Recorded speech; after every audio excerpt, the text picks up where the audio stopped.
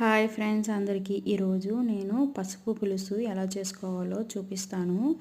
ఇది ఎవరికైనా రొంప చేసిన తర్వాత కఫం పట్టేసిన గుండెల్లో ఇది నెలకొక్కసారైనా 2 సార్లైనా తింటే చాలా మంచిది. ఒకవేళ రాని వాళ్ళు ఎవరైనా ఉంటే చూసి ట్రై చేయండి. మొత్తం డీటెయిల్గా చెప్పడం కష్టం కానీ షార్ట్ వీడియోలో దీనికి ఏమేమి కావాలో చెప్తాను.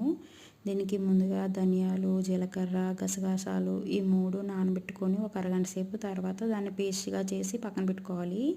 తర్వాత ఒక గుప్పుడు పసుపు కమ్మలు తీసుకొని ఒక 2 అల్లం ముక్కలు పెద్దవి తీసుకొని కొంచెం వెల్లుల్లి రెబ్బలు వేసుకొని దాన్ని కూడా పేస్ట్లా చేసుకొని పక్కన పెట్టుకోవాలి. తర్వాత 4 ఉల్లిపాయలు తీసుకొని దాన్ని కూడా పేస్ట్లా చేసుకొని పక్కన పెట్టుకోవాలి. తర్వాత చిన్న నిమ్మకాయ సైజ్ అంత చింతపండుని నానబెట్టుకొని పక్కన పెట్టుకోవాలి. తర్వాత ఈ 3 బాగా నూనెలో వేయించుకొని ఉప్పు కారం వేసుకొని తర్వాత నిమ్మరసం చింతపండు రసం పిండుకొని